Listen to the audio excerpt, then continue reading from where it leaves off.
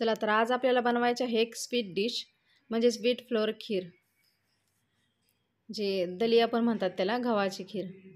तर मी कढई गरम करायला ठेवले, फटाफट बनवायचे आहे। 4 चमचे ना तूप टाकायचं आहे।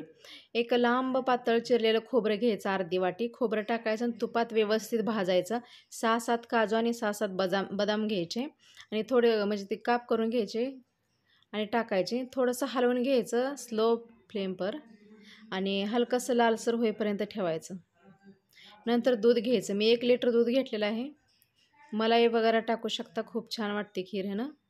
दूध घ्यायचं, व्यवस्थित मिक्स करायचं आणि स्लो फ्लेमवर व्यवस्थित ह्याला उकळू द्यायचं।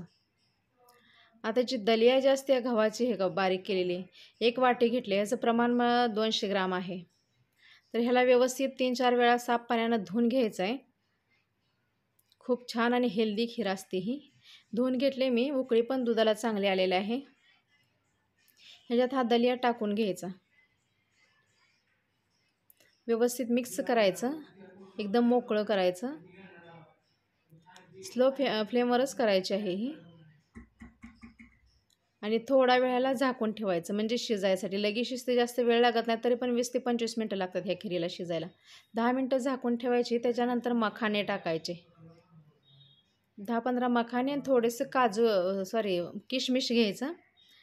मनुके धुवून घ्यायचं, मखाने आणि मनुकं टाकायचं, मिक्स करायचं व्यवस्थित आणि झाकून ठेवायचं थोडा वेळ। आता गूळ टाकायचा, गूळ शेवटी टाकायचा। तर मी बघा ही एवढा 2 तुम्हाला दाखवायला ठेवले आणि किसलेला गूळ टाकणार आहे, म्हणजेच 150 ग्राम गूळ आहे। गूळ मिक्स करून घ्यायचा।